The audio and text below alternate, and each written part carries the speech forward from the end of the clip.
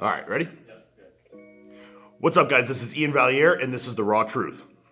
All right, first question. I see you banned your hack squat. What is it for, and what weight band do you use? Thanks. So yeah, I banned my hack squat. Really just, it helps change the kind of tension curve and lower the amount of tension that you're having at the bottom of the movement where it's most shearing force on your knees. So for me, I find it really hurts my knees at the bottom of the movement.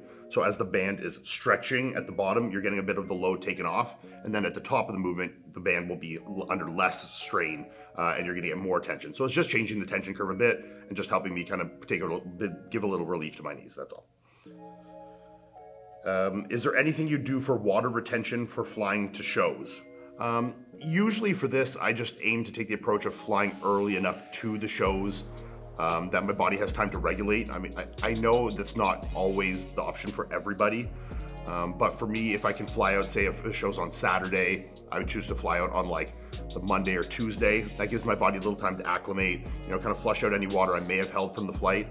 And then you're just not trying to do anything crazy, jumping through hoops the last couple of days to get that little bit of water out. So I find, aiding or erring on the side of caution is always a little better. So if you have the opportunity to fly a little earlier, always go for it.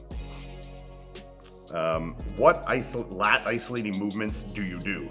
So this has actually been a big thing for me recently, trying to bring up my lats. I found I always had really good upper back thickness, but isolating my lats and my lat width and lat thickness was something I was really lacking. So that has been something I've been working on really hard the last couple of years. So for me, I find the things that have definitely been the most helpful is one, I've been doing lots of rope pullovers. So, rope pullover, putting the rope at the top, hands, and really focusing on keeping the elbows tucked in. For anything where you really want to isolate the lats, you want to make sure your arms are tucked into your body as possible. I know a lot of people have that old kind of like wide grip pull downs to get wide lats, but that's really not actually a very good lat isolating movement. So you want to think of movements where you're driving your elbow into your lat. So a pullover driving into the lat, or a row where the arm is low and driving tight into the lat. So those are really the movements I've been focusing on. Pullovers, single arm pull downs, pulling tight into the lat, or any kind of machine row, or even a dumbbell row where I'm pulling tight with the arm tight into the lat. So that's really what the main focus has been. I think for any of these movements also, a lot of them are just gonna come down to your intent behind the movement. You want to really focus on where you're driving the elbow and what you're feeling. It's easy to just move weight and kind of use any of the muscles that could be potentially moving it, but you really want to focus on actually isolating the movements that you're trying to isolate, right? Next question, have you ever put on shorts? This is probably kind of a joke for anyone that follows me, knows I don't even own shorts or wear shorts. Do I ever put them on?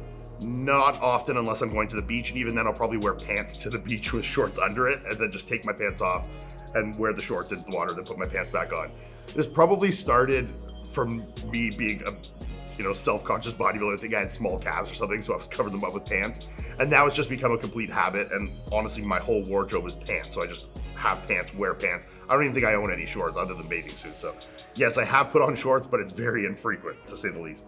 Do you think Chris can take the 4th title in a row easily this year? Yes. I don't think ever winning an Olympia is easy, so I would never want to discredit any other competitor saying that he could win it easily. I think that division is growing very, very quickly, and there's a lot of really great guys that are coming up that will absolutely be battling Chris this year, as many years as Chris continues to compete and have been battling him the last few years. So I'll easily no, but do I think if Chris is putting in a full-fledged effort that he will continue to win for as long as he chooses to win? Yes, I believe so. Some good advices you have for growing social media. I'm not a social media guru by any means, so I'm not gonna act like I have the answers to this completely. I think the biggest things are one, being true to yourself, and also letting people kind of have somewhat of a view of who you are and your personality. I think when people don't show any of their personality, it becomes very hard for people to connect with them. I think for me, my social media really started to grow when I started doing more podcasts and more Q&As and things where people kind of got, a little more in depth into seeing my personality. And that might make some people dislike you if they don't like your personality, but it's also going to give people the opportunity to connect with you and things that they might see similar with their lives into yours, or even just more opportunity to see your sense of humor or different things like that. So I think really giving people the opportunity to see who you are as a person, and then also on top of that, I think just activity. If you want to be want to grow your social media, be active on social media. Post regularly, do stories regularly. Comment and engage in social media regularly. I think those are the two biggest tips I could give you for sure. I've seen everything growing, but not my chest. Some quick tips. This is a great one. I mean, this has been, one of the things I've been working on the hardest my entire bodybuilding career and still am. It's definitely one of my weaker parts. And I think this really started from being young and really wanting to be really strong at the bench press. And when I really focused on just being strong and moving the weight, I got away from really learning how to actually isolate my chest. So I got very strong at what people would think is a chest-based movement like the bench press. But in turn, actually, I got very minimal chest development and overdeveloped triceps and front delts. So, I think get away from those conventional heavy bench and things like that and focus on things that are you can actually feel your chest working. So if you don't feel your chest working well on a flat bench press, throw it out. You don't need to keep these movements just because the internet said you did. And start by slowing down your movements. That was the biggest thing I did, is slow everything down. The eccentrics, I started going 2, 3, 4 second negatives on all my exercises. And then really focusing on almost trying to touch the insides of your elbows at the end of all movements. Even if it's on a bar where you can't actually move, I would just focus on really trying to turn in and trying to squeeze my arms in together.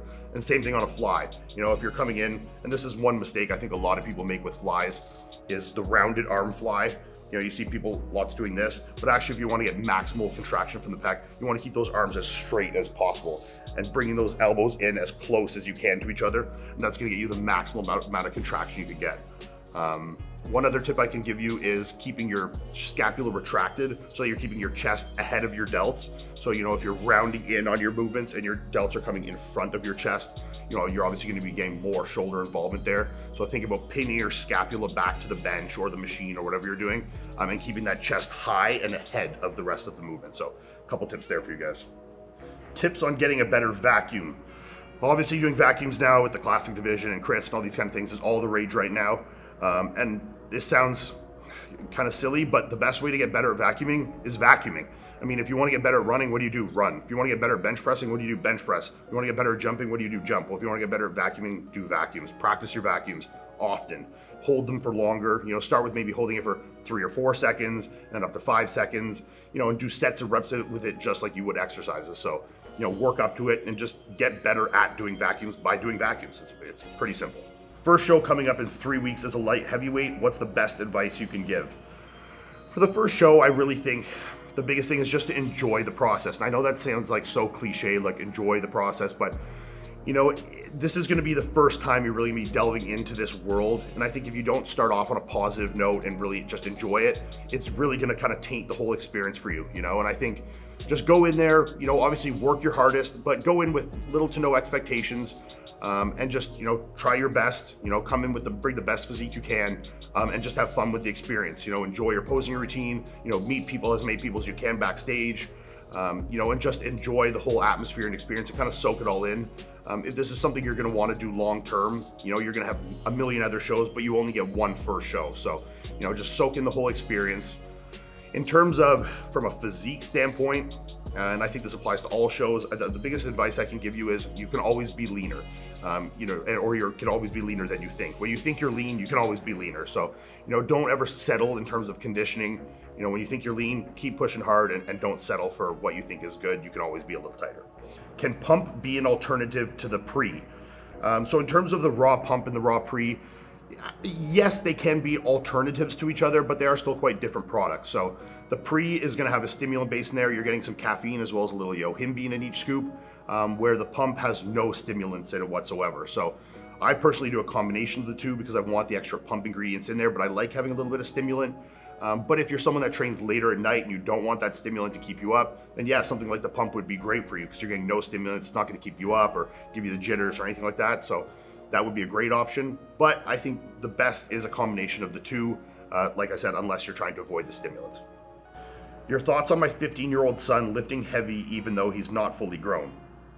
I think this has been pretty much disproven. Am I wrong? But I think there's no real significant evidence in terms of it stunting growth or harming anyone of that age. I mean, especially 15. I mean, I was, seriously lifting weights from when I was probably 12, 13. My mom started bringing me to the YMCA when she would go train. I would kind of tag along.